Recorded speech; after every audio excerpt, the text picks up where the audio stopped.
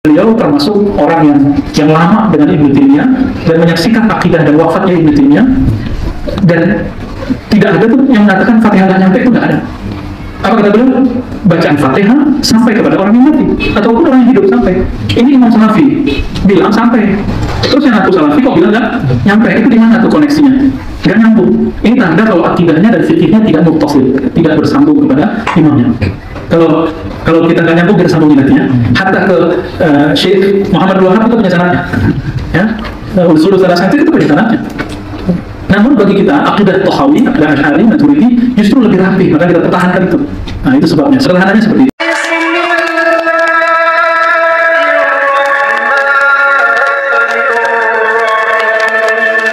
Assalamualaikum warahmatullahi wabarakatuh. Innal hamdalillah nahmaduhu wa nasta'inuhu wa nastaghfiruh wa na'udzu billahi min shururi anfusina wa min sayyiati a'malina. May yahdihillahu fala mudilla lahu wa may yudlil fala hadiya lahu. اللهم افتح لنا كما فتحت يا فتاح عبادك الصالحين. اللهم فقهنا في الدين وعلم تأويله. اللهم اخرجنا من ظلمات الوهم والجهل الى المعرفة والعلم. امين يا رب العالمين. الهنا انت مقصودنا ورضاك مطلوبنا. Baik, sahabat-sahabat ikhwan akhwatillah yang saya hormati, Pak Dr. Akib Pak Jasman. Beliau orang lama yang dari dulu, sebelum kawan-kawan kenal saya, mereka udah kenal saya duluan. Yang baru kenal kita Pak Budi ya. Pak Budi ini alhamdulillah amalnya sangat luar biasa, Pak Dokter. Pesantren tunanetra sudah 10 titik Pak ya. Semoga diberkahi. Hari ini beliau cuti kerja dulu karena ingin kajian akidah Ahlussunnah ya. Ada beberapa teman-teman dari tersebut dari Kalimantan dan selebihnya mahasiswa yang ada di sekitar Ciputat. Alhamdulillah. Kita di bulan Ramadan sudah pernah mengkaji akidah Ahlussunnah Tahawiyah. Kenapa kitab ini yang kita kaji dulu? Karena kitab ini termasuk kitab Ahlussunnah tertua. Ya. Nanti setelah ini baru masuk ke akidah Imam Asy'ari. Maka di akhir nanti setelah zuhur, setelah penutup Tahawi, nanti kita ijazahkan lagi bagi yang belum dapat ijazah. Kemudian kita membaca nanti dengan suara yang sedikit pelan dan zumah. Akhiratul awal ya, yang kita pelajari dari kecil. Tapi sekarang muncul ada tawar akidah yang dengan metode baru. Nah, supaya kita tidak merasa itu asing, maka kita coba nanti kita ijazahkan sanadnya dengan sanad Imam Asy'ari. Apakah Asy'ari itu Nabi atau dia buat akidah sendiri? Nanti kelihatan tuh sanadnya di situ ya. Kemana? Dan yang kedua, ada beberapa orang di Indonesia yang dia akidahnya Ahlussunnah, tapi dia ketika menyebutkan sanad akidah Ahlussunnah nggak nyambung ke orang yang sebenarnya. Malah menyebutkan sanadnya ke Mu'tazilah, belum lagi namanya ke bolak-balik, belum lagi yang terputus. Jika dalam hadis ada sanad terputus disebut dengan hadis munqati' dan kualitasnya dhaif, maka akidah juga begitu. Kalau terputus dhaif, kecuali dalam bab tasawuf. Dalam bab tasawuf juga ada sanad, ada namanya sanad Uwaisiyah, Barzakhiyah. Itu hanya diterima jika ada sanad yang nyambungnya secara zahir. Kalau nggak diterima. Baik, walaupun sudah baca Al-Fatihah, bagi yang meyakini Al-Fatihah sampai, saya sudah jelaskan berkali-kali bahwa Imam Ibnu Qayyim, Imam Salafi, menyebutkan lebih dari 29 dalil usul sawabil qiraah ilal mayyit, sampainya bacaan baik zikir, Al-Quran, tahlil kepada orang mati. Ini belum ada NU Muhammadiyah, belum ada Yasinan, belum ada. Imam Ibnu Qayyim itu 700-an ya. Beliau termasuk orang yang lama dengan Ibnu Taimiyah dan menyaksikan akidah dan wafatnya Ibnu Taimiyah, dan tidak ada tuh yang mengatakan Fatihah nggak nyampe, itu nggak ada. Apa kata beliau? Bacaan Fatihah sampai kepada orang yang mati ataupun orang yang hidup sampai. Ini Imam Salafi bilang sampai. Terus yang aku Salafi kok bilang nggak nyampe? Itu di mana tuh koneksinya? Nggak nyambung. Ini tanda kalau akidahnya dan fikihnya tidak muttasil, tidak bersambung kepada imamnya. Kalau kita nggak nyambung, kita sambungin nanti ya. Hatta ke Syekh Muhammad Wahab itu punya sanadnya, ya. Usul salah satu itu punya sanadnya. Namun bagi kita akidah Tahawi, akidah Asy'ari, Maturidi justru lebih rapi, maka kita pertahankan itu. Nah, itu sebabnya. Sederhananya seperti itu. Terakhir kita sampai di mana, Musa? Baik, terima kasih ke teman-teman ikhwan Riba. Di Riba, alhamdulillah ini baru 1 semesternya kita aktifkan. Karena di Darussunnah takhasus hadis, saya juga nanti di sana. Di sini kita buat takhasus akidah wa tasawuf. Saya salah satu nasrul ilm, tak boleh hitman ilm. Kalau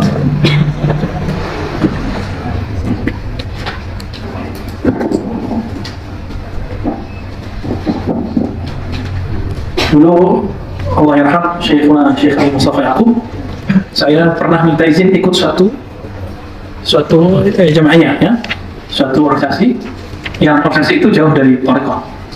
Lalu beliau mengatakan, ya sudah, yang penting kamu jangan cari jabatan dan popularitas. Saya bilang, baik Maulana, baik Tuan Guru. Tapi setelah 3 bulan saya nggak jadi masuk karena buku-bukunya sudah ada. Ya. Ketika 3 bulan saya dapat undangan untuk mengisi kajian hadis zikir kalangan Syekh Sufi. Saya minta izin lagi, Pak Kiai, astazin an la udarris fi 3 ayyam, yani ujibu da'wah masyayikh Sufiyah. Ya. Saya mau menghadiri undangan para masyayikh Thariqah Sufi. Dulu kaget, perhatiin saya sambil ketawa. Sebelumnya ente mau ikut organisasi yang anti tarekat, kok sekarang ikut yang bertarekat? Saya jawabnya lebih senyum lagi. Akhsha alla yardani syaikhi. Saya khawatir guru saya tidak ridha, maksudnya beliau. Lalu beliau senyum, ya alhamdulillah. Senyum itu sampai sekarang kayaknya masuk gitu ke hati, ya. Karena beliau sering mengatakan, utlubu ridha syaikhika. Kamu harus dapatkan ridha gurumu. Karena kalau ridha Allah fi ridhal walidain, ridha Allah itu ada di ridha orang tua. Orang tua biologis, bapak kita di rumah. Orang tua keiman, guru kita di pesantren, di ma'had, dimanapun tempat kita belajar. Nah, ini yang tidak ada di kampus, teman-teman semua. Ini nggak ada di kampus. Di kampus itu hormatnya karena nilai. Mau dapat nilai bagus. Maka secara rohani itu sudah beda. Nah, tradisi kita di sini tidak. Tradisi kita bagaimana bisa memahamkan murid dan bisa mengkhatamkan kitab dan dapat keberkahan ilmu. Itu yang kita cari, ya lebih. Ya.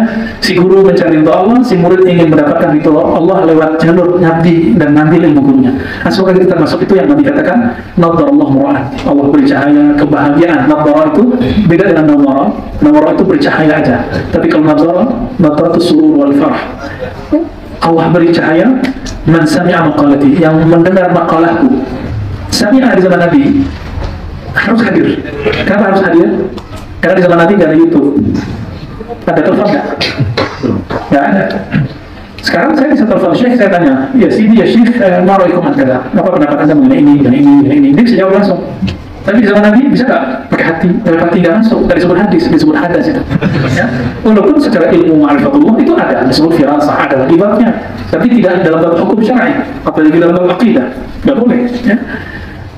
Dan berarti sami'a maqalati itu ada artinya man ata syaikhahu wa yasma' minhu wa ya'khudh minhu. Orang yang datang kepada gurunya, mendengar darinya dan mengambil ilmunya. Itu makna dari sami'a maqalati. Nah, ini kelebihan ahli hadis yang tidak ada pada ahli hadis. Yang tadi kita sebut jadi ahli bid'ah itu bukan orang yang nggak mengerti ini hadis riwayat siapa, tapi orang yang tidak berguru. Meskipun dia tahu ini riwayat si fulan, belum tentu pemahaman dia, amal dia sesuai dengan riwayat itu. Karena harus dibuktikan, ini kamu dapat pemahamannya dari siapa. Karena jarak kita dengan Bukhari, Al-Imam Bukhari wafat 256 Hijriah, kita tahun berapa? 1440. Maka mustahil orang lain pemahaman saya sesuai dengan Imam Bukhari, belum tentu. Buktikan salahnya mana. Maka untuk membuktikan akidah kita sama dengan akidah ulama salafus saleh, kan lagi ramai istilah salaf, ya. Ulama sahabat Nabi, ulama tabi'in, atba'ut tabi'in, dan setelah mereka, maka kita buktikan dengan sanad. Kalau ada orang ngaku hari ini saya keturunan Nabi Muhammad, buktinya apa? Silsilah. Cukup silsilah. Kalau dia punya silsilah sudah, kita nggak campur urusan lagi. Kita cek ada terputus atau enggak. Kalau terputus berarti dia keturunan Nabi yang lemah sanadnya. Jadi ini Habib lemah, Habib dhaif. Ada banyak Habib dhaif banyak. Ya. Kalau yang dia punya, nah itu disebut sahih atau minimal hasan. Saya ini hasan kayaknya. Kalau saya sahih kira dia namanya. Ya bukan kecil betul. Baik. Jadi teman-teman ketika Nabi katakan Nabi sami'a maqalati fa wa'aha. Wa'a artinya hafizah. Bisa juga artinya fahimah. Memahaminya dan menghafalkannya. Kenapa saya katakan nggak mesti hafal? Cukup paham. Karena dalam riwayat-riwayat para ulama tabi'in, mereka mengatakan, misalnya Ibnu Abdul Bar mengumpulkan ungkapan-ungkapan ulama salaf dan mengatakan, "A'inu ala hifzikum bil amal."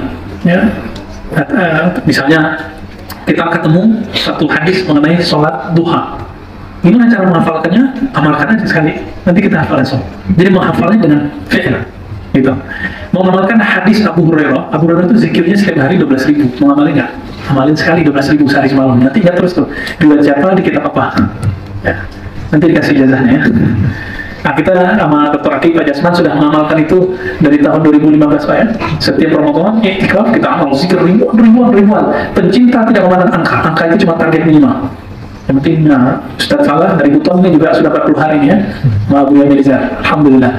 Baik, nah, maka dengan ini teman-teman semua, saya dengan sanad kita yang bersambung kepada Imam At-Tahawi, beliau berkata, nomor berapa?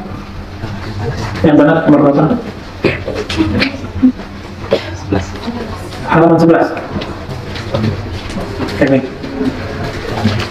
Wabihadal isnad mutasil Imam Ja'far Tahawi qala. Nah, sebelum itu kita merojaah sedikit. Di akidah yang kita pelajari sebelumnya disebutkan bahwa Allah Ta'ala intinya satu, laisa kamitslihi syai'. Surat Asy-Syura ayat 11 itu wajib dihafal. Laisa kamitslihi syai'. Pertengahan surat Syura, bukan Syu'ara. Syura ayat 11. Ingat gampangnya, Syura 11. Nah, 11 kan satu-satu. Ingat aja tauhid. Laisa kamitslihi syai'. Laisa tiada, kamitslihi yang serupa dengannya, syai' sesuatu pun. Kamitslihi berarti ka seperti misal serupa dengannya. Jangankan serupa dia, yang serupa dengan yang serupa dengannya tidak ada. Ada orang mirip saya, terus orang bilang, Ustaz Musa ini jangan mirip saya, mirip sama orang yang mirip saya juga, mirip gak sama. Nah, berarti jauh dari misal. Misal itu nalarnya di sini, permisalan analog. Maksud ayat itu adalah Allah itu jauh dari jangkauan otak, tapi bisa dijangkau pakai kalbu. Apa dalilnya? Fafirru ilallah. Itulah lari. Yang sudah pernah sa'i ketemu Allah enggak? Yang sudah pernah tawaf ketemu Allah enggak? Enggak. Terus apa yang mau ketemu batu namanya Ka'bah, ketemu bukit Safa dan Marwah. Lalu fafirru ilallah itu apa? Sama dengan perkataan Nabiullah Al-Khalil, Nabi Ibrahim, inni muhajirun ila rabbi. Aku hijrah kepada Rabbku. Allah bertempat nggak? Kalau Allah bertempat, kita bisa hijrah ke tempat itu. Itu hijrah, move. Tapi bisa nggak? Kalau sebutkan Allah di mana nanti bisa kita. Tapi kalau Allah itu tidak perlu tempat, karena dia bukan jisim, bukan benda, bukan arad, bukan sifat, bukan keadaan. Maka Allah tidak perlu ada tempat. Nah, itu intinya kemarin. Kalau sudah ada tempat, nah contoh saya duduk, saya di atas kursi apa di bawah? Nah, ini namanya ulu, jihatul ulu. Karena Allah itu sudah ada sebelum arsy, maka ketika ada ayat Ar-Rahman al-Arsy istawa, kita iman. Allah bersemayam di atas arsy, kita iman. Namun gak usah dibayangkan di atas atau di bawah, kiri apa kanan. Membayangkan itu disebut dengan mukhayyil musyabbih atau mujassim. Nah, mujassim itu yang mensifatkan Allah dengan karakter-karakter benda. Apa sifat benda? Coba bayangkan buku tapi tidak di satu tempat. Mulai panas nih kepalanya ini ya. Bayangkan buku tapi tidak di satu tempat, bisa nggak? Bayangkan seseorang tapi tidak di mana-mana. Mungkin? Nah, disinilah yang kita sebut kritik Imam Subki, Imam Ibnu Jahbal, dan imam-imam lain terhadap Syekh Ibnu Taimiyah rahimahullah ajma'in. Ya. Ibnu Taimiyah mengatakan Allah itu mesti ada di satu tempat, karena yang ada mesti bertempat. Itu rumusnya. Ini mazhab siapa? Oh, ternyata ini mazhab falsafah materialisme. Jadi di sini kemudian Ibnu Taimiyah mengharamkan filsafat tapi terjebak pada filsafat. Paham di situ? Ya. Ini yang dipakai oleh kawan-kawan Salafi. Kita Salafi juga, tapi Salafi manhaj ulama mazahib arba'ah dan ulama Abul Hasan Asy'ari, Maturidi, Tahawi. Kalau yang sesama dengan Ibnu Taimiyah itu adalah subkinya. Kita ikut Imam subkinya. Nah, jadi ternyata salaf itu bisa diperbutkan, ya. Kita buktiin sanadmu mana, gitu. Oke, teman-teman semua, ikhwan fillah.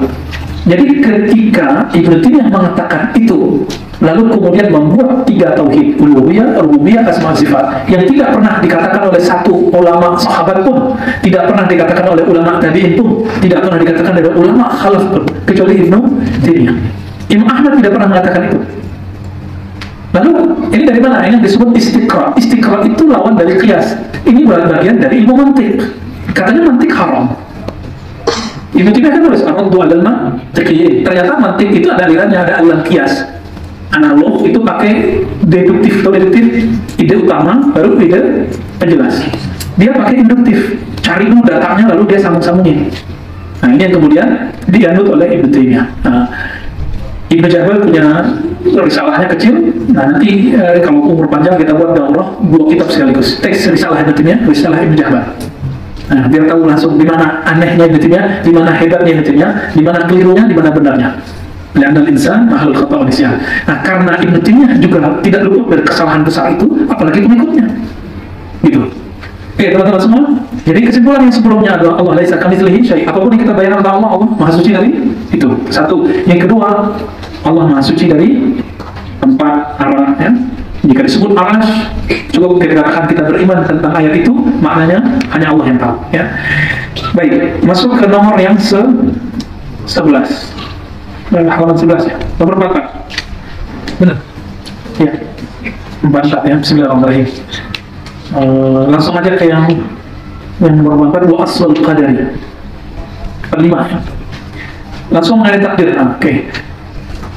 Saya sudah teliti semua kitab akidah Ahlussunnah. Pembahasannya itu ada loncat.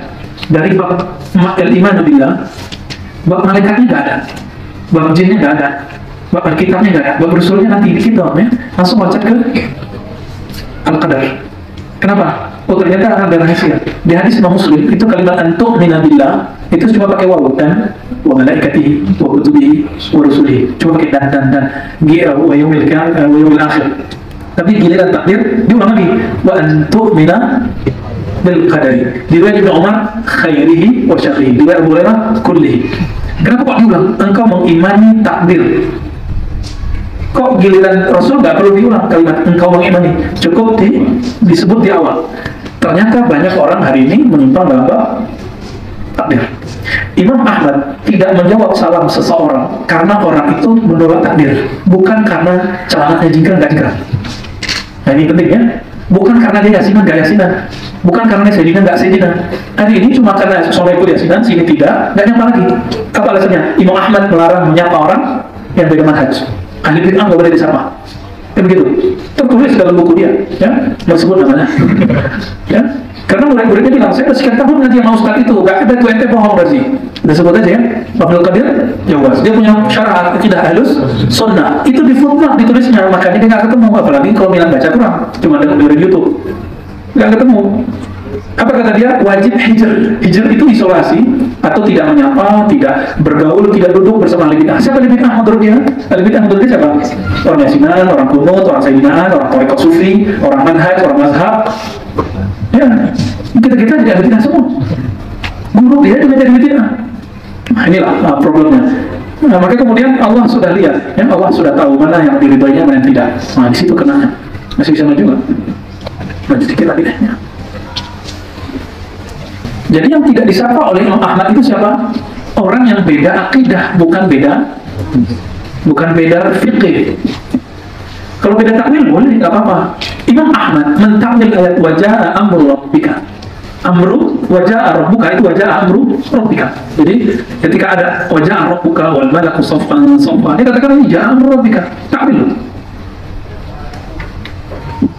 Datang Rabbmu, Tuhanmu, penciptamu. Gimana? Datang itu artinya apa? Kata Ibnu Taimiyah, al-maji datang itu intikal, berpindah dari tempat ke tempat yang lain. Ibnu Taimiyah itu. Maka Ibnu Taimiyah mengisbat, menetapkan bahwa Allah itu benar-benar berpindah, ada harokat. Kalau Allah itu bergerak move, berarti Allah itu nggak stabil, nggak konstan. Nah ini jadi problem. Ya. Nah, kita dalam bab akidah kita banyak bedanya dengan Ibnu Taimiyah. Tapi usulnya sama, asyhadu an la ilaha illallah, asyhadu rasulullah. Itu usul dari usul. Jadi akidah itu usulnya la ilaha illallah Muhammadur Rasulullah. Nanti di bawahnya ada cabang-cabang. Takwil, tidak takwil, sifat. Nah, kalau takdir usul. Takdir usul ya. Jadi pokok. Jadi kalau orang percaya takdir sama nggak percaya takdir, itu sudah beda akidah. Tapi kalau beda takwil nggak beda akidah. Beda takwil nggak apa-apa. Apalagi satu isbat, satu taslim, udah serahkan maknanya kepada Allah, satu memaknainya. Itu gak ada masalah sebenarnya, kita aja yang repot ya. Nah berdasarkan ini, persoalan takdir bukan persoalan fikih. Al-Haris Al-Muhasibi tidak menyapa ayahnya dan tidak nyolatin ayahnya dan tidak mau terima waris ayahnya karena ayahnya menolak takdir. Bagi dia, man ankaral qadar kafar, yang mengingkari takdir kafir. Nah, jadi tolong dipahami di situ bahwa ahli bid'ah yang dimaksud dalam tradisi ulama salaf orang yang beda akidah, bukan yang beda fikih. Ya, baik. Wa aslul qadari, asal takdir itu adalah rahasia Allah, sirrullah fi khalqihi, rahasia Allah pada makhluknya. Lam yattali' ala dzalika malakul muqarrabun, tidaklah yattali', tidaklah mengetahui malaikat bahkan yang terdekat dengannya, apalagi kita. Jadi jangan nanya-nanya tentang takdir. Gimana dengan ilmu nujum, ilmu falak? Ada mujarabat, ada kalau ini zodiak. Kalau orang Jawa bilangnya apa? Primbon. Primbon itu dulu fungsinya sama dengan BMKG. BMKG. Ramal cuaca persis sama. Maka dulu ahli falak itu ngerti arah angin.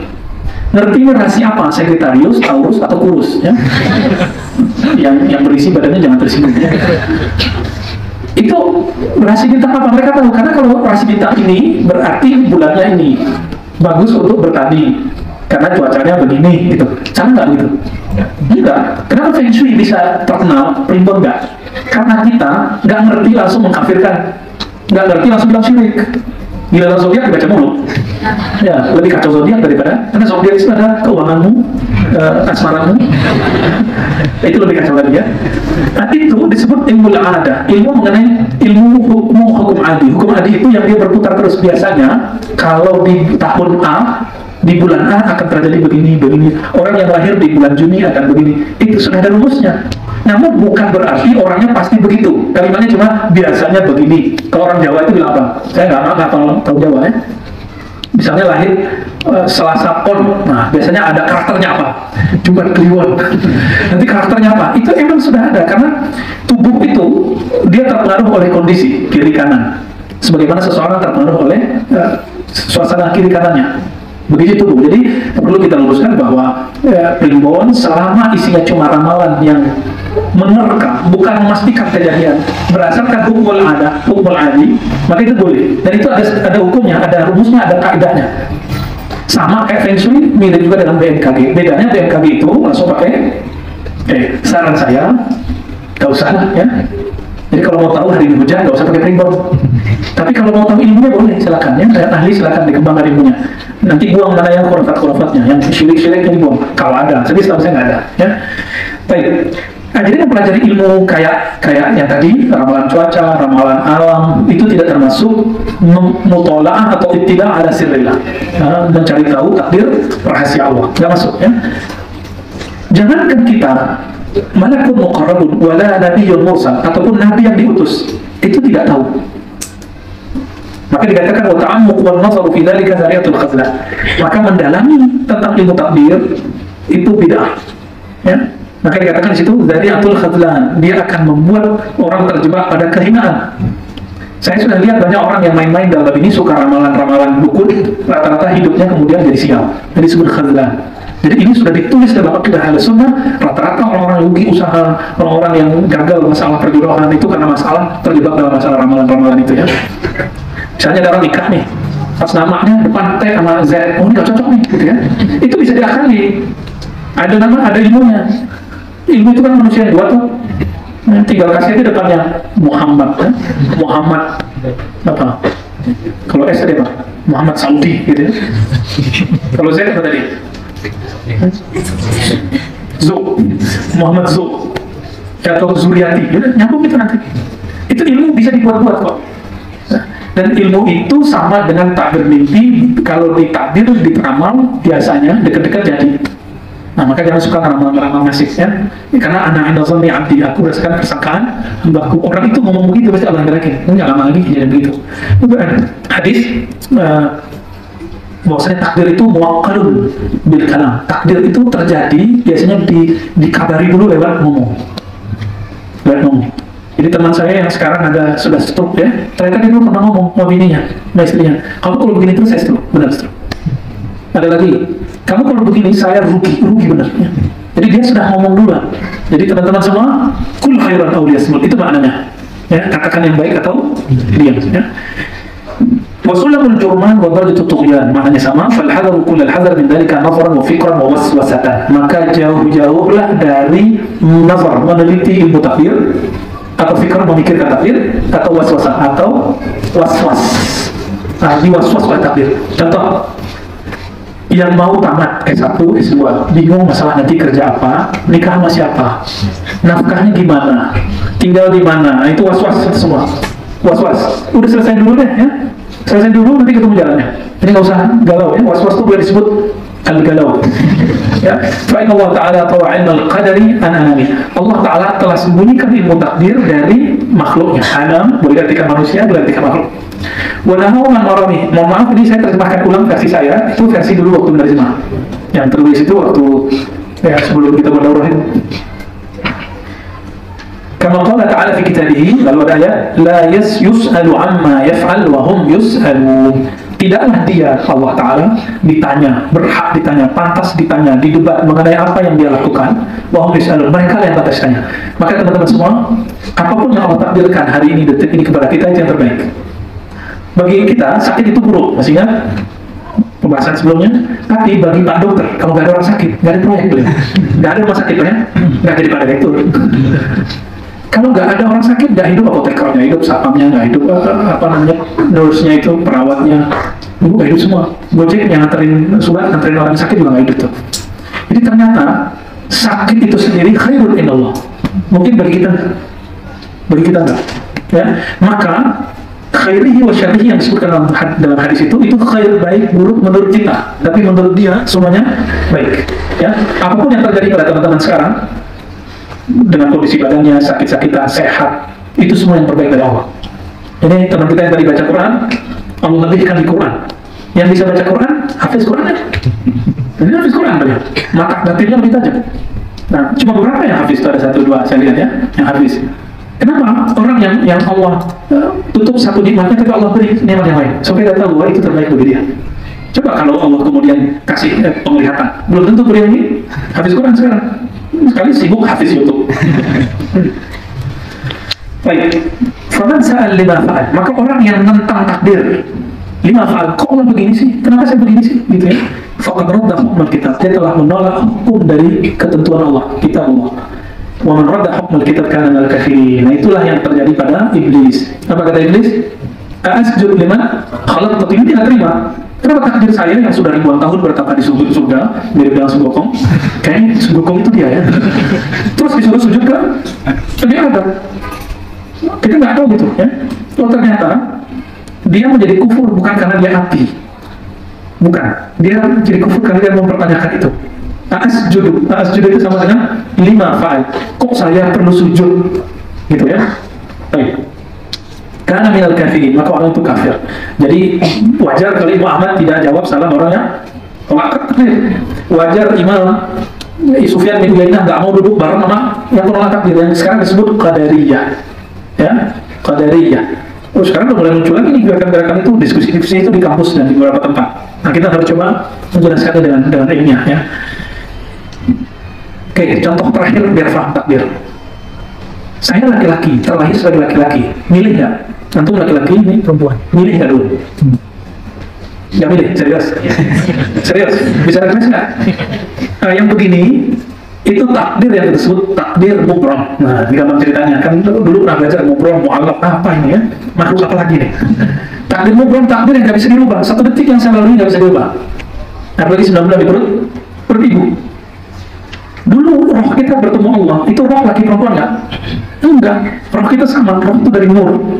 Dan dia bertemu Allah Ta'ala, dia bukan laki-laki, bukan perempuan, itulah jenis malaikat.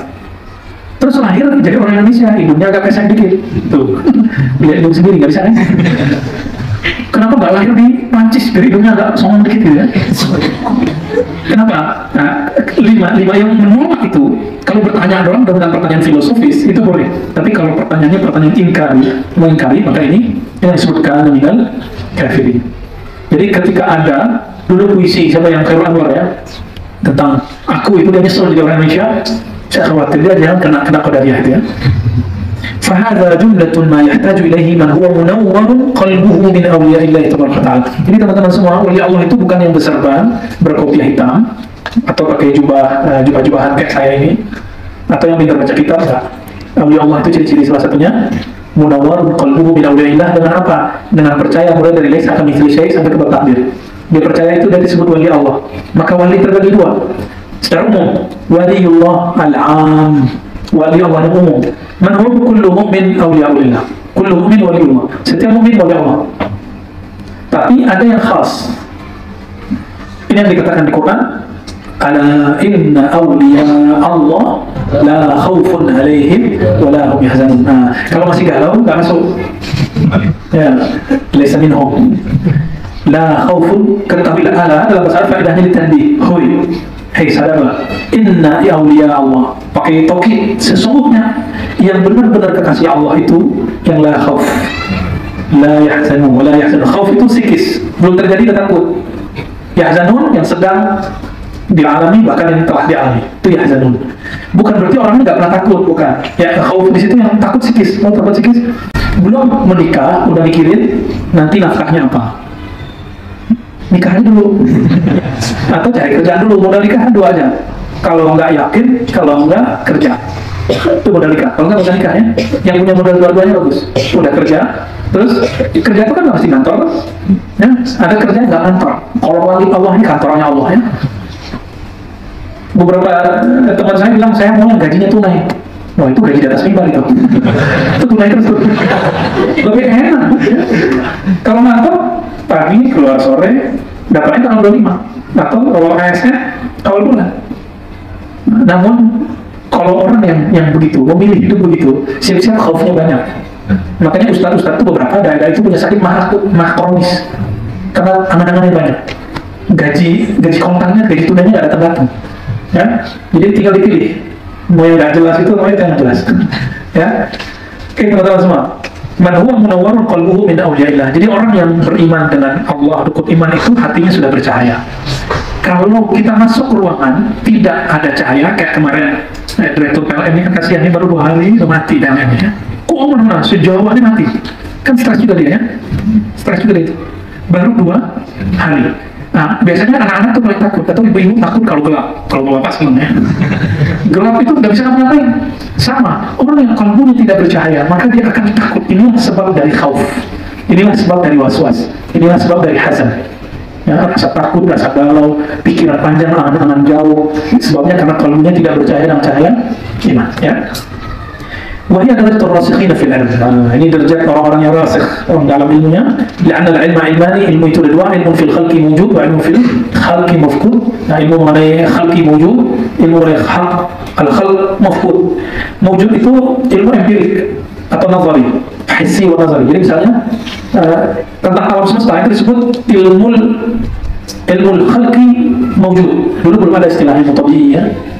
Jadi mengenai misalnya fisika, biologi, BKG tadinya itu disebut yang mawjud. Kalau mafqud ilmu gaib. Ilmu gaib bisa baca isi hati saya nggak? Nggak bisa. Nah ini mafqud. Tahu sejak lagi kejadian apa?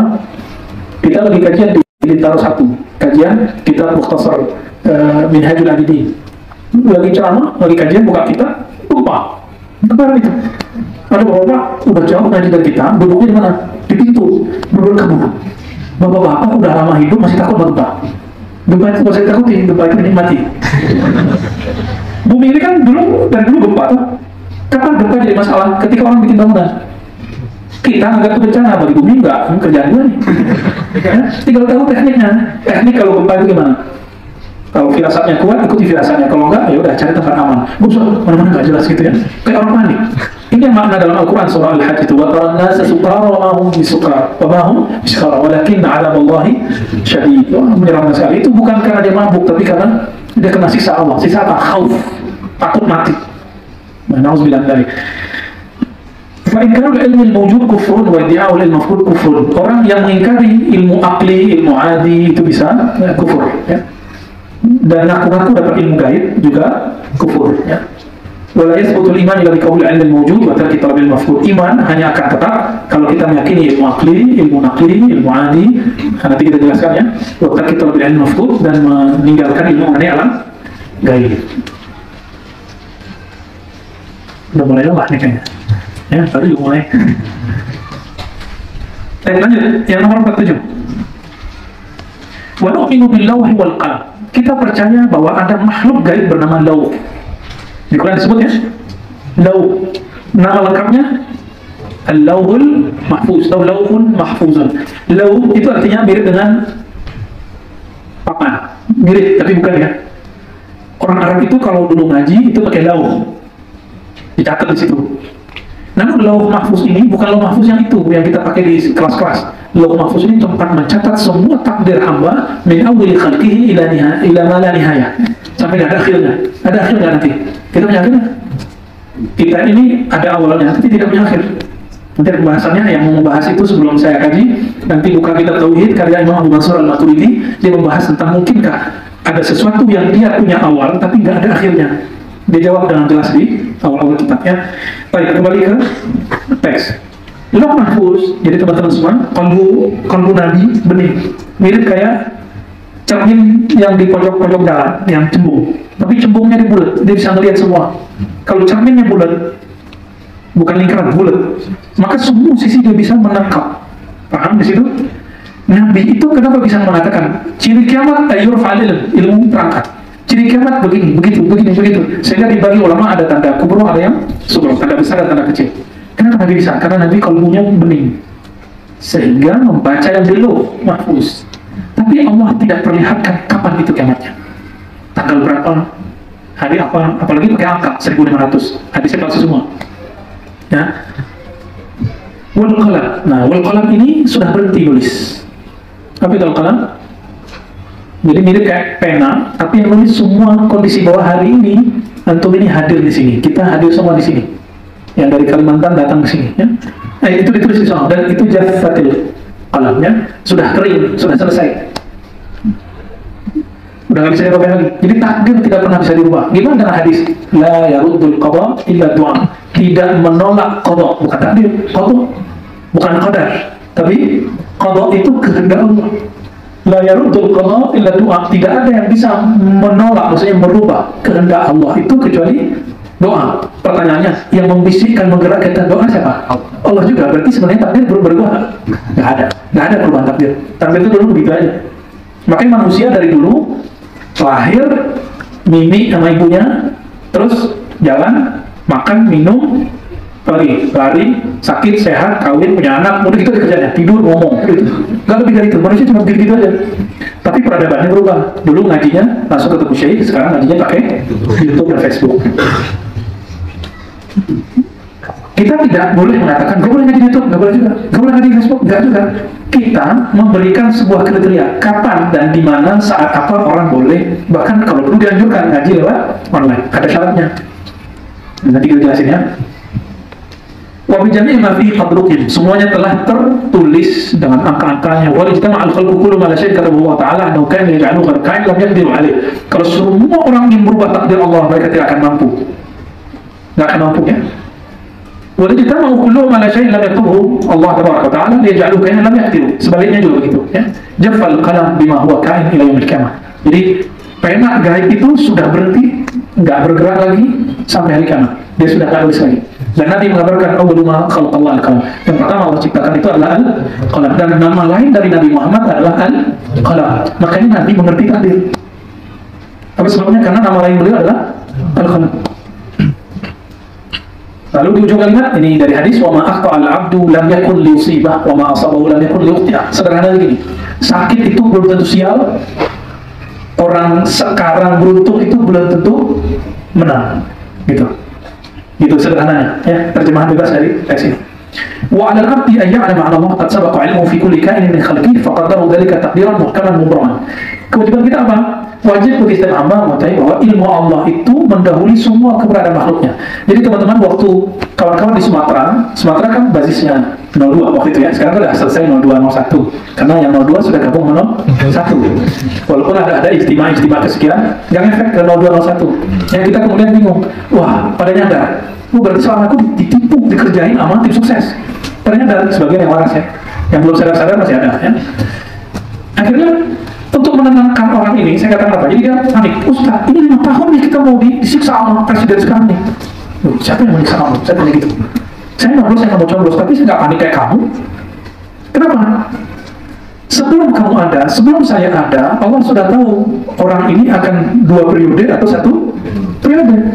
Tinggal ketika terjadi sesuatu, kamu pakai mantra baru nggak? Raditu billahi robbah. Ridho nggak kepada Allah? Kalau nggak selesai, mampus dia, khauf terus sampai mati. Dia kira lagi bela Islam, tapi lagi bela kegalauannya terhadap dirinya sendiri. Nah, teman-teman, itu bela ya, bela Islam itu bela kegalauan. Ya.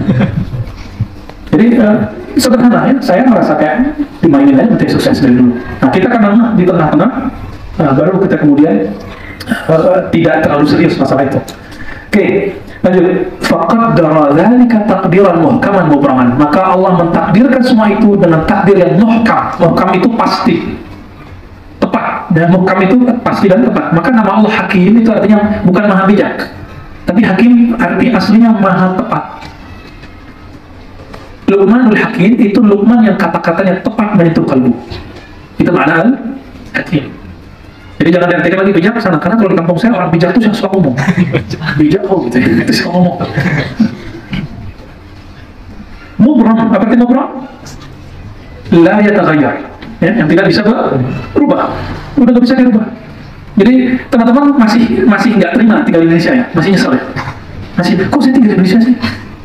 Yang sudah jalan-jalan ke luar negeri dan tinggal di sana minimal sebulan aja atau seminggu 2 minggu di sana akan menikmati tinggal di Indonesia, makan nasi Indonesia, siapapun presidennya nggak ngaruh, ya, makan nasi uduknya itu ya. Saya betul-betul ya, kita waktu di Paris dakwah 2 kali, 2016-2017, nyari nasi enak itu 3 kali naik metro kayak MRT ini, 7 kali ketemu harimau lah ya. Laisa fihi naqidun wala mu'aqqidun, ya. Jadi teman-teman semua nikmati, terima takdir Allah hari ini, nikmati, ini yang disebut ridha. Raditu billahi robba. Kenapa? Laisa fihi naqid, nggak bisa dirubah lagi. Nggak ada yang membatalkannya, wala mu'aqqibun wala muzilun wala mughayyirun. Tidak ada lagi yang mu'aqqib. Mu'aqqib itu nanti yang merevisi, yang berubah di belakangnya. Wala muzil, menghapus, wala mughayyir, atau merubahnya. Wala naqisun wala za'idun min khalqi fi samawati wa ardihi wa dzalika fi min aqdil iman wa usul ma'rifah. Nah, ini kita kan sering ngomong ma'rifat. Ma'rifat tertinggi itu salah satunya kesesuaian kalbu dengan kehendak Allah. Apa? Muwafaqatul qalbi bima aradahu Allah. Kalau kalbu sudah sejalan dengan kehendak Allah, orangnya nggak akan lagi galau. Jadi teman-teman yang masih galau berarti kalbunya belum sejalan dengan kehendak Allah Ta'ala. Baik, saya mau tanya, ini pertanyaan yang sering kita tanyakan. Kalau ada seorang ayah atau kakek tidak ngasih mobil buat anaknya yang minta mobil, karena anaknya baru 5 tahun, anaknya 5 tahun bilang, "Bi, beli dong mobil BMW." Gila, mobil kita aja gak BMW. Yaudah deh, mobil motor aja deh. Anak baru 5 tahun dikasih gak? Jadi dia habis nonton di YouTube balap-balapan itu. Yaudah deh yang murah di Ferrari. Kita Ferrari itu harga cabai kali ya, kalau warnanya merah. Kita kasih gak karena sayang? Gak ngasih anak umur 5 tahun motor itu karena sayang atau karena benci? Nah, ini pertanyaan berkali-kali juga loh, untuk memahami takdir. Ketika Allah Ta'ala tidak memberikan sesuatu yang kita minta, biasanya yang kita minta itu belum pantas kita terima. Paham? Jadi yang udah pengen nikah dari kapan hari, gak nikah-nikah itu kenapa Allah belum pengen? Gak usah disesali, temennya gak usah resep juga. Kapan lu nikah? Kapan lu nikah? Ya, kasihan juga ya, nyesek. Pertanyaan nikah itu kayak mirip kayak pertanyaan skripsi. Yang menyesakkan dada, bikin kepala panas, mukanya langsung pucat. Yang ketawa lagi pengalaman kayaknya. Jadi ma'rifat tertinggi itu iman kepada takdir. Ternyata kita udah cek ahli-ahli ma'rifat itu dia bisa baca takdir. Makanya mereka disebut punya karomah, padahal itu bukan karomah, dia qalbul hukama, kalbunya bijak. Wal i'tiraf bi tauhidillah tabaraka wa ta'ala wa rububiyyatihi, dan i'tiraf meyakini tauhidullah dan rububiyah. Kita sudah jelaskan istilah tauhid baru populer secara keilmuan semenjak beliau ngomong. Maka nanti diabadikan oleh Imam Abu Hasan Asy'ari dan Mansur Maturidi. Istilah ilmu di zaman Rasulullah tidak ada namanya ilmu tauhid. Jadi kalau teman-teman bilang nggak ada dulu di zaman Nabi, nggak ada mazhab Syafi'i, kan sama, di zaman Nabi nggak ada namanya ilmu tauhid, ilmu kalam, ilmu fikih nggak ada, sama-sama nggak ada, semuanya ilmu muhadatsah diadakan oleh ulama belakangan. Ya, tauhidillah wa rububiyyatihi. Teman-teman, dalam akidah Imam Tahawi, rububiyah uluhiyah itu satu paket. Tapi dalam akidah Ibnu Taimiyah rahimahullah itu nggak satu paket. Orang yang percaya rububiyah itu Allah pencipta, itu belum disebut mukmin yang sempurna. Sampai dia uluhiyah itu tauhid, tidak ada yang disembah kecuali Allah. Tapi kalau kita cek di Quran, ayat-ayat yang menyebut kata Rabb itu langsung belakangnya ibadah. Coba yang hafiz Quran, yang ada kata Rabbnya, yang belakangnya fa'buduni, apa? Nah, coba dicari. Nah, coba bacain. Nah, tentang doa ya. Waqala rabbukum ud'uni astajib lakum. Berkata Rabbmu, bukan ilahmu, tapi Rabbmu, ud'uni, doa kepadaku aku kasih. Yang ada kalimat ibadahnya. Fa'budu rabbakum. Gampang tuh. Sembahlah Rabbmu, bukan sembahlah ilahakum. Ya ayyuhan nasu taqu rabbakum. Berarti tauhid uluhiyah rububiyah itu nggak boleh dipisah-pisah. Rububiyah itu uluhiyah, rububiyah itu rububiyah. Lalu dari mana datang taksim pembagian ini? Inilah yang disebut inovasi Ibnu Taimiyah. Maka akidah uluhiyah rububiyah wa sifat yang kita sebut dalam buku saya sebut trilogi tauhid. Oleh Muhammad Abdul Wahab, Syekh Muhammad Abdul Wahab, Imam Wahabiyah disebut usulus salasah. Ini bukan warisan salaf, tapi warisan Imam Salafi Ibnu Taimiyah yang ngaku ini dia sarikan dari ajaran salaf. Artinya itu ijtihad Ibnu Taimiyah, bukan dari imam salafus saleh. Jadi teman-teman, dalam akidah salafiyah ada bid'ah. Gimana ceritanya? Tapi kita kalau ngomong bid'ah biasa aja, karena bagi kita bid'ah itu ada yang yukhalif Alkitab wa sunnah wal ijma' wal athar, seperti yang dikatakan oleh Imam Syafi'i, Imam Baihaqi, Imam Izzuddin Salam, Nawawi. Bid'ah itu kalau menyalahi kitab dan sunnah maka dia disebut mardud, fa huwa rad di hadisnya, atau bid'ah sayyi'ah jika tidak disebut hasanah. Kita cek Ibnu Taimiyah itu ternyata juga membagi bid'ah jadi dua. Katanya Ibnu Taimiyah bid'ahnya cuma satu. Nanti nggak baca kitab gitu aja ya. Baca kitab tidak satu mustaqim ini, saya ngomong ini udah beribu-ibu di mana-mana. Itu yang dengar nggak baca-baca juga kitabnya. Cari PDF sudah ada di waqfiyah.com. Apa judulnya? Iqtida' Shiratal Mustaqim Mujalladain, ya, 2 jilid. Tapi pakai bahasa Arab. Apa kata Imam Taimiyah rahimahullah? Ya, kita masih sebut imam, masih sebut rahimahullah, tapi kita tidak sesuai dengan manhaj akidahnya. Tapi kita ambil bab fikihnya, bab hadisnya, bab ulum tafsir, kita ambil berapa. Seperti diambil oleh Ibnu Hajar, diambil oleh Imam Suyuti dan imam-imam yang lainnya. Tapi dalam akidah tidak. Baik. Nah, jadi teman-teman, katanya nggak boleh buat bid'ah dalam ibadah, apalagi akidah. Ternyata imam antum sendiri buat bid'ah. Ya, coba di Quran ada nggak pembagian bid'ah jadi 3? Coba Imam Salafus Saleh, Imam Ahmad bagi nggak tauhid jadi 3? Imam Syafi'i bagi nggak?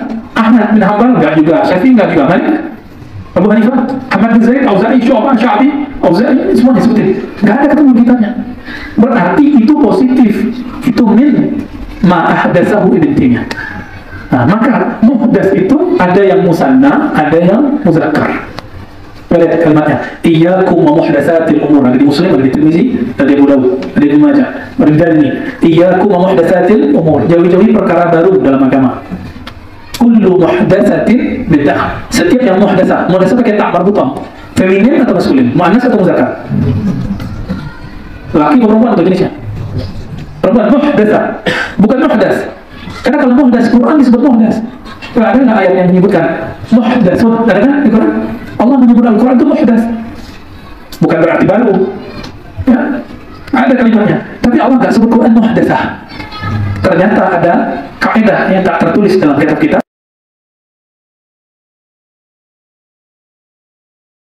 Istilah jika ditasniahkan, dimanaskan biasanya terindikasi negatif. Disitulah muncul pemahaman Imam Nawawi. Apa kata Imam Nawawi? Imam ahli hadis yang nulis Arba'in yang untuk pakai, Riyadhus Shalihin yang untuk pakai.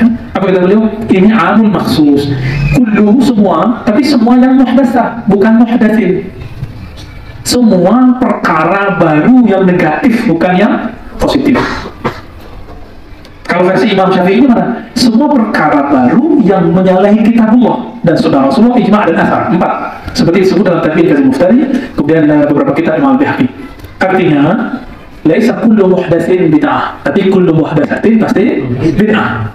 Oleh karena itu, bid'ah yang kita sebut sekarang, bid'ah yang mana? Ibnu Taimiyah bagi 2 tadi. Bid'ah lughawiyah, bid'ah syar'iyyah. Coba dihafalkan ya. Mana kalau Ibnu Taimiyah ada bid'ah? Dunia membagi bid'ah jadi 2. Bid'ah lughawiyah dan bid'ah syar'iyyah. Kita cek, ternyata Ibnu Taimiyah mengatakan lughawiyah itu menurut seberang disebut hasanah. Dia sendiri yang bilang. Jadi Ibnu Taimiyah udah tahu istilah seberang-seberang gitu ya. Menurut sebelah, bid'ah ini disebut dengan bid'ah hasanah. Bagi dia nggak pantas. Jadi Ibnu Taimiyah itu menjaga zahir adab kepada hadis. Nah ini topnya Ibnu Taimiyah itu di situ. Saya khawatir Nabi udah bilang bid'ah dolalah, kok masa kalau disebut hasanah? Ya enak, nggak matching. Bagi beliau ini nggak munasib. Meskipun secara ilmu doa munasib, maka ada yang disebut bid'ah syar'iyyah. Dari mana beliau bagi? Yang paling paham hadis kullu bid'atin dolalah sahabat Nabi atau imam-imam? Sahabat Nabi. Sahabat Nabi Abdullah bin Umar dan ayahnya Umar mengatakan ni'matul bid'atu hazihi. Itu kasusnya 2. Umar buat tarawih jamaah lalu dia katakan ini sebagus-bagus bid'ah. Ibnu Umar melazimkan sholat duha, karena sebelumnya tidak pernah orang muda awamah kontinu sholat duha, dilazimkan oleh beliau. Jadi kontinu lah. Sampai hari ini ada majelis duha di Ciputat. Yang samping Darsul itu nggak ada kan? Di Mukhirah ada pusat kajian majelis duha. Itu karena bid'ahnya Ibnu Umar. Tuh jauh kan zaman itu. Udah zaman kapan nih sekarang? Ini baru muncul majelis duha di Indonesia. Saya nggak ketemu di Timur Tengah, kita nggak ketemu ada majelis duha. Nah, apa kata Ibnu Umar? Ni'matul bid'atu hazihi, ini bid'ah paling keren. Bid'ah buat sholat duha. Insya'na nakul, jika boleh kita sebut, maka daurah aqidah tahawiyah di Ribad. Daurahnya Ciputat termasuk ni'matul bid'atu hazihi. Inilah bid'ah yang paling keren lah salah satunya. Gratis kan? Harusnya pada makan siang gratis lagi. Insya Allah kalau cukup ya, kalau bisa Allah. Jadi teman-teman semua, Imam Ibnu Taimiyah sendiri membagi, maka bid'ah syariah yang dia sebut artinya bid'ah dolalah menurut atau sayyi'ah menurut seberang. Seberang itu antum itu. Antum ini kan seberang ya. Ya. Jadi sebenarnya ulama kita sepakat pembagian bid'ah. Yang nggak sepakat itu nggak baca kitab Iqtidah Shiratal Mustaqim aja ya. Walaupun Ibnu Taimiyah itu menolak taksim, tapi dia bertaksim pembagian sendiri. Baik, nah kembali ke tauhid dan rububiyah. Jadi dalam akidah Ahlussunnah, Imam Tahawi, Imam Asy'ari dan Imam Maturidi, uluhiyah satu paket dengan rububiyah. Ya. Nanti kalau teksnya sudah mafhum, kita baca teks Arabnya aja. Lanjut ya, biar bisa khatam nanti siang. Ya. Bismillahirrahmanirrahim. Bismillahirrahmanirrahim. Rahimahullah ta'ala dia di dunia itu qala wal arsyu wal kursiyyu haqqun. Nomor 49 ya. Kursi adalah hak. Ya. Terus Wa huwa mustaghnin 'anil arsy wa ma dunahu.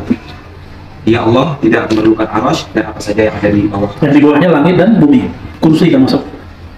Muhitun bi kulli syai'in wa fawqahu wa qad a'jaza 'anil ihatati khalqahu. Ya Allah meliputi segala sesuatu dan apa saja yang ada di atasnya. Allah menjadikan makhluknya lemah untuk menguasai segala sesuatu. Oke, ini penting. Di sini yang membedakan akidah Tahawi Imam Salaf dengan akidah Salafi hari ini. Bagi Salafi hari ini, ayat kalimat fauq berarti Allah itu benar-benar di atas. Tuh. Gimana ayatnya? Wa yakhafuna rabbahum min fawqihim. Ada kalimat yang min fawqihim? Ya Hafiz, yang Hafiz coba keluarin ayatnya. Ya benar ya? Min fawqihim sebelumnya. Ini ujian bebas ini. Ya Allah saya kasih ijazah sangat saya, sangat kira kita ya. Wa ya khafuna. Kalimatnya benar ya khafuna. Terus di belakangnya min fawqihim. Apakah kalimat fawq benar-benar berarti di atas? Karena ustadz yang lagi tenar juga tapi bukan ustadz sholat ya, bukan ustadz di YouTube itu mengatakan apa? Saya tanya anak saya sekian orang, itu semua mengatakan Tuhan di atas. Ini bukti bahwa Allah benar-benar atas secara fitrah. Sejak kapan anak kecil dijadikan dalil fitrah? Kalau gitu tanya aja, narkoba gimana hukumnya gitu. Tapi narkoba buat permen, dia bilang enak nih. Nggak bisa, hukum Islam yang zahir pun nggak boleh menjadikan anak kecil sebagai dalil, apalagi berakidah. Aina aqluka ya fulan, ya syabab ya. Ini kenapa kita geram juga gitu ya. Allah mengatakan afala ta'qilun. Ini mirip kayak orang lagi nanya orang gila gitu. Kan Rufi al-Qalam itu salah satu. Di beberapa hadis itu disebutkan nomor yang ketiga dan keduanya itu ganti-ganti namanya. Salah satunya anak kecil sampai balik. Atau orang gila sampai dia sadar, kan mirip-mirip tuh. Gak boleh. Ini orang yang mau cari togel itu nanya ke orang gila. Kira-kira ayyuhuma aksaru jununan, yang lebih gila siapa? Nah itu nanya ya. Ini dia udah sekolah, udah kuliah tinggi-tinggi, nanya anak kecil, Tuhan di mana, Allah di mana? Itulah kacaunya, karena manhaj akidahnya tidak sahih. Oke, teman-teman semua, dikatakan di sini muhitun bi kulli syai'in, yang pas. Allah meliputi itu atas, bawah, kiri, kanan, depan. Tapi jangan salah paham, nanti jadi jahniah. Apa jahniah? Allah di mana-mana. Enggak. Allah di mana-mana juga. Di mana-mana nanti Allah digodkan gawat tuh. Allah dicairkan gawat. Enggak sopan ngomong gitu. Lalu dalam beberapa daurah di Riau, di lintas pulau ini ya, kita menyebutkan Inna Allah la yastahi ayyadriba masalan ma ba'udatan fama fawqaha. Fawqaha di situ artinya apa?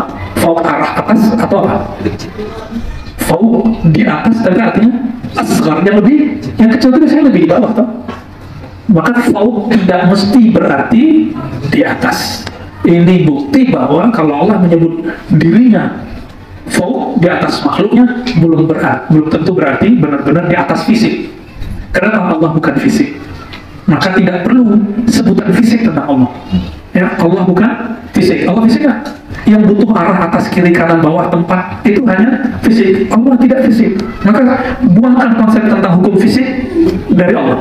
Nanti baru paham. Maka jika ada hadis Allah turun ke langit bumi, nggak ada masalah. Kenapa? Turun hanya Allah, bukan turunnya dari atas ke bawah. Karena atas bawah itu fisik. Allah bukan fisik. Lalu gimana? Hanya Allah yang tahu. Nggak usah cari tahu. Siapa yang cari tahu akidahnya bermasalah. Akidahnya langsung bermasalah. Maka nanti di belakangnya ada ya, nanti Musa. Wa naqulu innallaha attakhadha Ibrahima khalila wa kallamallahu Musa taklima imanan wa tasdiqan wa taslima. Kita juga menyatakan bahwa Allah Subhanahu wa taala menjadikan Nabi Ibrahim alaihi salam sebagai kekasihnya, khalilnya, dan berbicara kepada Nabi Musa alaihi salam dengan sebenar-benarnya, dengan penuh keimanan, keyakinan tersebut dengan penuh keimanan, kebenaran dan penyerahan. Ya, tentang Nabi Musa nanti ada kajian kita di YouTube, itu sudah diposting sama teman-teman Musnad Media ya, yang di Pekanbaru. Zikir sesuai sunnah dan perlunya tabarikah. Di situ ada kisah Nabi Musa. Jadi saya nggak usah ceritain lagi ya. Wa tasdiqah wa taslima wa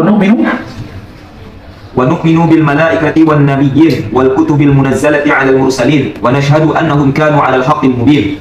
Kita beriman kepada malaikat, para nabi, beriman terhadap malaikat, para nabi dan kitab-kitab yang diturunkan oleh Allah kepada Rasul. Kita pun bersaksi bahwa mereka dalam kebenaran yang nyata. Ya. Ini yang kita sebutkan sebelumnya. Pembahasan malaikat karena tidak bisa diakal-akali, hanya bisa diimani. Apa info di Quran, apa kabar dalam hadis, itulah yang kita yakini. Jadi di luar itu nggak ada pembahasan. Itu sebabnya pembahasan tentang malaikat tidak banyak dalam kitab-kitab akidah. Namun ada kabar gembira, Allah mengatakan, Nabi mengatakan, innalillahi malaikatan tawafin. Allah mempunyai malaikat-malaikat yang berkeliling, tawafin. Yaitanisuuna majlis az-zikr. Mereka mencari majelis zikr. Semoga mereka hadir di majelis kita. Ya. Kalau untuk merasakan kenyamanan, kenikmatan di kolom, keasikan, itu dia berarti lagi nyambung connect. Nah, kalau enggak. Ya. Maka biasakan kalau ngaji itu untuk jangan duduk. Baik.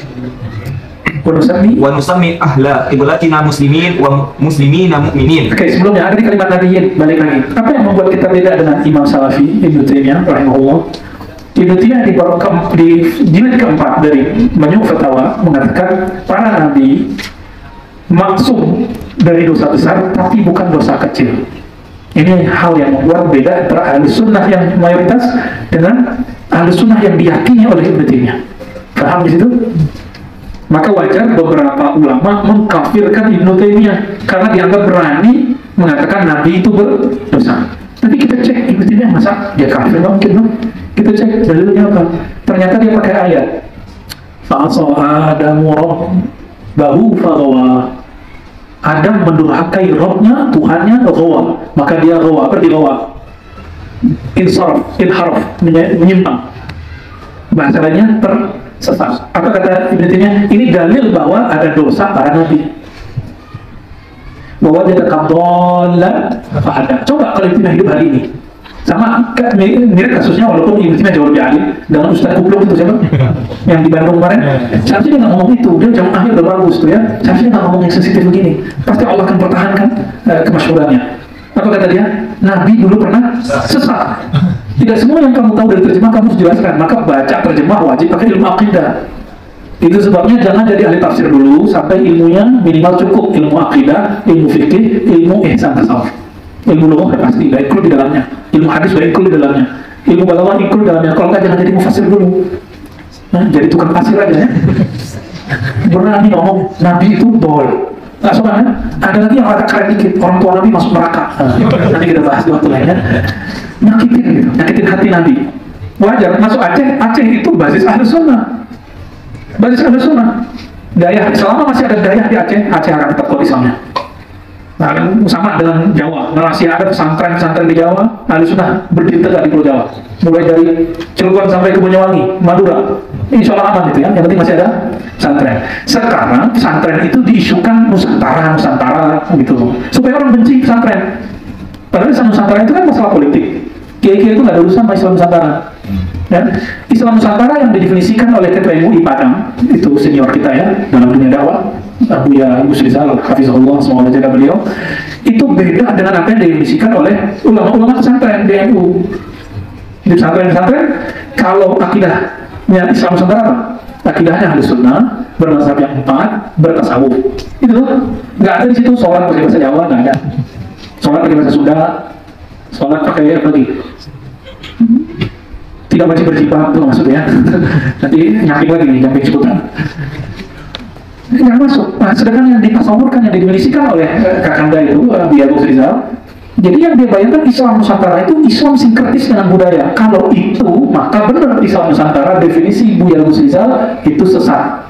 Tapi Islam Nusantara definisi ulama pesantren tidak sesat. Boleh paham?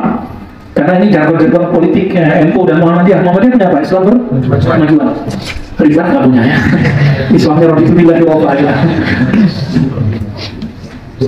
Jadi teman-teman semua, apa yang membuat ulama kita di zaman itu pekar terus dengan intinya, dan sampai hari ini perdebatan itu nggak selesai-selesai karena memang ada bagian-bagian sensitif. Sensitif ya tadi waktu Nabi neraka, Nabi tidak masuk dari dosa kecil. Ternyata yang dimaksud dosa oleh Ibnu Taimiyah itu adalah kesalahan menurut imam-imam ahli sunnah yang lain. Imam Fakhruddin Ar-Razi mengatakan Nabi tidak boleh berdosa, masuk.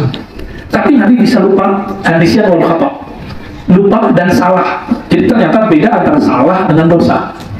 Khata' itu salah, kalau dosa itu zanbun. Jadi kalau astagfirullah min khataya itu beda dengan astagfirullah min zunubi, itu beda ya. Nabi Adam itu khotoan atau zanban?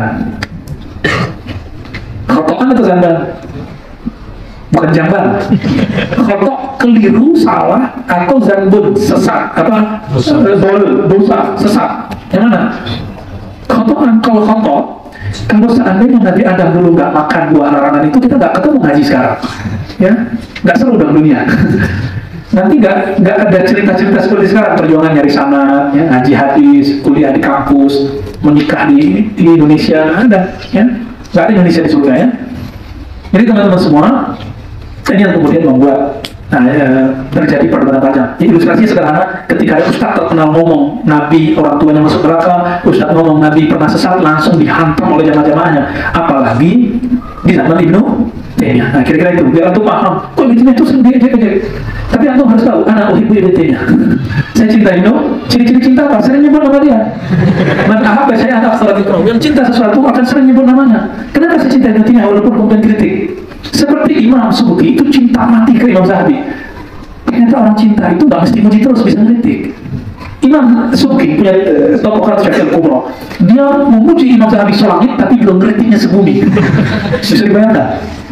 Kenapa? Saking cintanya. Dan dia mengatakan, saya disuruh ayahanda untuk ngaji ke Imam Al-Mizzi, yang Imam Darul Hadis Al-Syarafiyah di Damaskus. Kayak itu kayak universitas dulu ya. Tapi saya lebih senang ngaji ke Imam Zahabi. Padahal akidahnya beda tipis. Ada perbedaan karena Zahabi murid langsung Ibnu Taimiyah tuh. Jadi kita begini itu saking dekat dan cintanya kepada Imam Ibnu Taimiyah. Jadi kul inni uhibbu Ibnu Taimiyah. Kita betul-betul cinta Ibnu Taimiyah. Kenapa? Karena kita menemukan riwayat Ibnu Taimiyah ternyata ittisal, sanadnya nyambung ke Imam Ahmad, nyambung ke Imam Syafi'i, nyambung, tapi baru sanad riwayat, belum sanad riwayat. Nyambung ke Imam Abdul Qadir Jilani cuma 2 jalur, ketemu langsung 2 apa-apa. Dia berguru ke gurunya, guru ini murid Nukudaman, kurang murid dari Syekh Abdul Qadir Jilani. Jadi antum akan kaget. Amal tarekat itu sudah dilakoni oleh Imam Ibnu Taimiyah. Ibnu Taimiyah satu kali membaca Al-Fatihah 40 kali ba'da subuh. Itu tarekat enggak? Tarekat Ibnu Taimiyah. Ditanya sama muridnya, wahai tuan guru, ini apa-apa ini? Kan Nabi nggak pernah lakukan, kira-kira begitu ya. Ini dinukil oleh Mustafa tadi, tapi saya tambahin sedikit biar seru. Apa kata Ibnu Taimiyah? Nah, yang ini langsung boleh mengatakan, saya membaca Al-Fatihah 40 kali, likai yaftah, supaya membuka siapa Allah Ta'ala pemahamanku dalam baca satu ayat, satu masalah. Jadi ternyata Ibnu Taimiyah yang bukunya berjilid-jilid itu pakai Thariqah Qadiriyah untuk bisa paham satu ayat masail dan persoalan-persoalan tertentu. Walaupun kemudian ada kekeliruannya, wajar tuh, emang Ibnu Taimiyah Nabi. Siapa yang meyakini Ibnu Taimiyah nggak pernah salah, itu sudah sama kayak Syiah. Syiah itu meyakini imam tidak pernah salah, maksum. Sama dengan murid-murid yang meyakini Syekh Thariqahnya itu maksum, itu sama dengan Syiah, terjebak sudah. Kita tidak pernah meyakini selain Rasulullah itu maksum, terpelihara dari dosa. Jadi nanti kalau antum melihat saya punya salah, dosa, wajar tuh, Ar-Razi bukan Nabiullah, tapi Abdullah, ya. Ada teman kita, murid kita sama, kita nggak benci juga. Guru kita tukar sama guru kita biasa gitu. Ya. Jadi itulah kira-kira yang membuat mereka panas. Ya, lanjut. Wa nusami ahla qiblatina muslimina mu'minin. Nah, siapapun yang berkiblat ke Ka'bah, mau dia NU, Muhammadiyah, Salafi, Persis, mau dia Sufi, anti Sufi, yang penting tidak saling kafir mengkafirkan dan tidak merusak usul akidah. Yang 6 itu kan rukun akidah yang 6 itu ya, rukun iman yang 6. Masalah ta'awil tidak ta'awil itu salah, itu furu'nya akidah. Maka orang itu disebut muslimina mu'minin, muslim plus mu'min. Jadi jangan bilang lagi Salafi bukan teman kita ya. Antum itu teman sama mereka yang menggabungkan apa? Asyhadu an la ilaha illallah. Udah. Walaupun dia nggak salaman mantuk ya. Kalau di sini ketemu yang salaman dia cuma sama saya aja karena saya menjadi jenggot. Mantuk.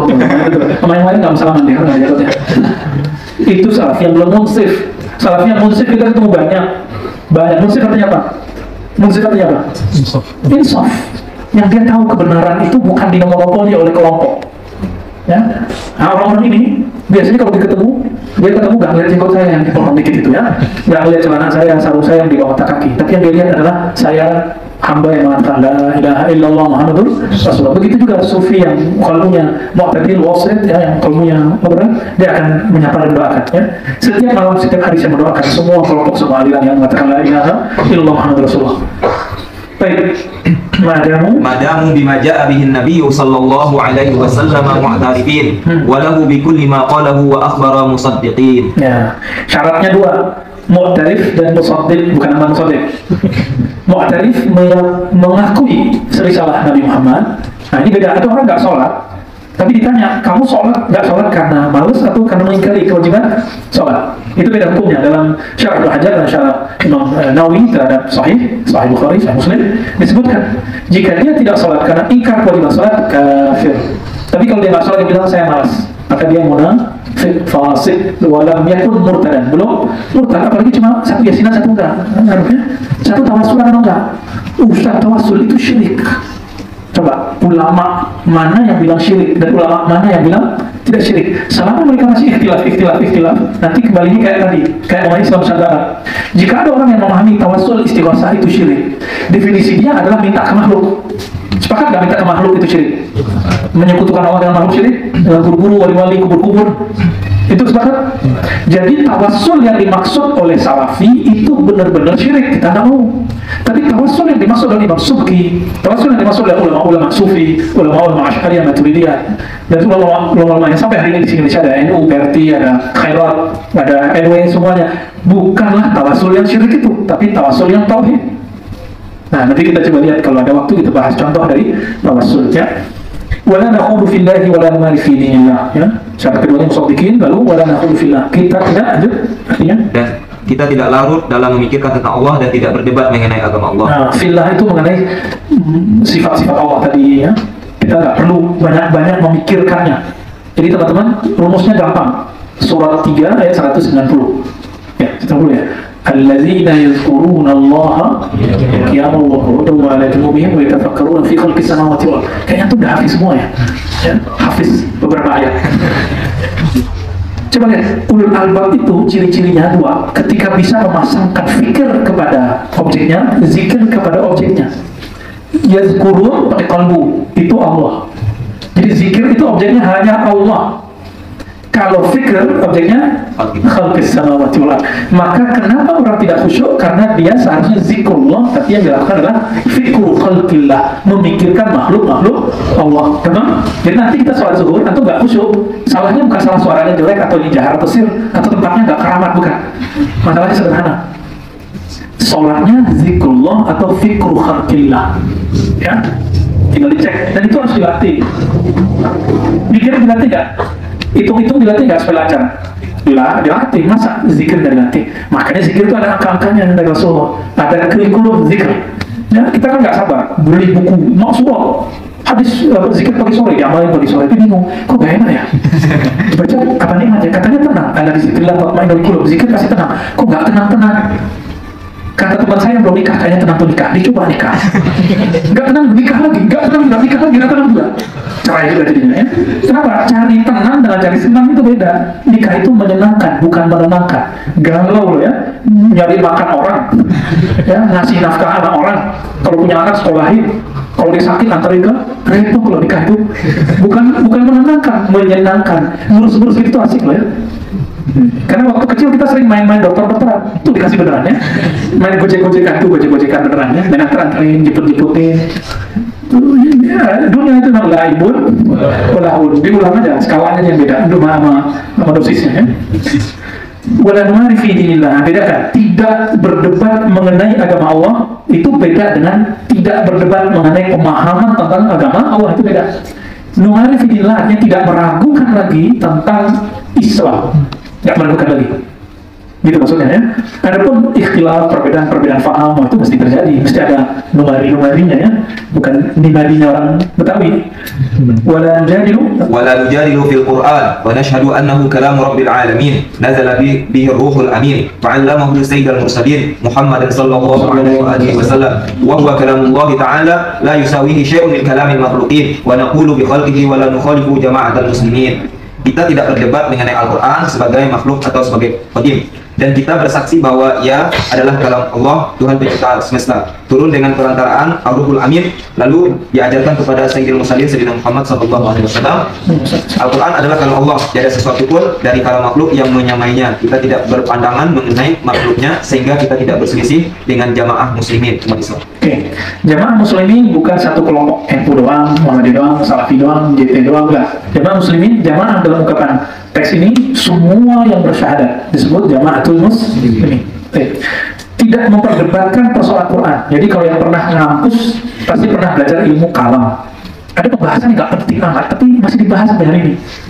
Apa Quran itu makhluk atau tidak? Itu sampai sekarang nggak bikin kenyang, nggak bikin bahagia, tapi buku berjilid-jilid membahas tentang itu. Pentingnya apa? Ada sebenarnya. Nggak pentingnya lebih banyak lagi. Maka nggak usah ya, Quran makhluk itu cukup nanti di kelas aja, kalau di kampus ya. Baik. Kalau Allah itu tidak menyerupai sesuatu pun dengan makhluk. Saya makhluk atau makhluk? Saya ngomong ada suaranya nggak? Kalau ditulis ada hurufnya nggak? Oke, kalau Allah itu laisa kamitslihi syai', berarti tidak perlu suara, tidak perlu tulisan. Sudah paham? Nah, ini juga yang membedakan antara akidah Ahlussunnah Asy'ariyah, Thawawiyah, Maturidiyah dengan akidah Salafi Ibnu Taimiyah. Akidah salafnya imam-imam yang tiga itu beda dengan salafnya Ibnu Taimiyah. Di mana bedanya? Ibnu Taimiyah dan penerusnya Muhammad Wahab, Wahabiyah, Salafi hari ini mengatakan bahwa Allah berbicara dengan huruf dan suara, dan dua-duanya qadimani. Qadim tidak berawal. Jadi huruf itu qadim, suaranya qadim. Itulah yang didengar langsung oleh Nabi Musa. Wa kallama Allah Musa taklima. Itu kata siapa? Ibnu Taimiyah. Nah, lagi-lagi makanya digebukin lagi Masuki. Ya, dilaporin lagi ke mahkamah, masuk penjara lagi.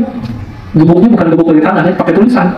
Maka Imam Subki berjilid-jilid nulis tentang itu. Banyak risalah-risalah nulis tentang karena kekeliruan Ibnu Taimiyah ini. Oke teman-teman, ada dua kelompok, biar nanti bacanya tinggal lewat ya. Satu Mu'tazilah, satu Salafiyah. Mu'tazilah mengatakan Quran yang kita baca ada hurufnya kan? Kalau dibaca ada suaranya nggak? Ada awal dan akhirnya nggak? Nah, awalnya, akhirnya. Berarti Quran itu makhluk. Saya ngomong? Persamaannya apa dengan intinya? Sama-sama mengatakan berhuruf dan bersuara. Maka dalam hal ini akidatul intinya nisful i'tizal, separuh akidah Mu'tazilah. Paham? Karena Ibnu Taimiyah mengatakan Asy'ari itu mukhannas Mu'tazilah. Mu'tazilah banci. Di sini, nah tapi saya nggak berani ngomong gitu karena saya cinta Ibnu Taimiyah ya. Tapi nisful Mu'tazilah, separuhmu kita nggak bilang banci kan? Antum aja bilang sendiri. Berarti suul ada.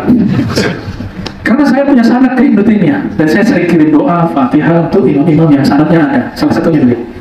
Tuh kita beda paham, kita kirim Fatihah. Kalau nggak percaya rasain aja di sana, matiin dulu. Orang hidup aja ngerasain kok ya. Coba kirim satu Fatihah ke seseorang, tapi kepikiran kita dulu. Pelat ya? Enggak. Itu bukan pelat, itu semi-semi. Itu namanya mahabbah syar'iyah. Pelat syar'i. Kecuali kalau kalbunya udah nolak dari awal, nggak mental-mental.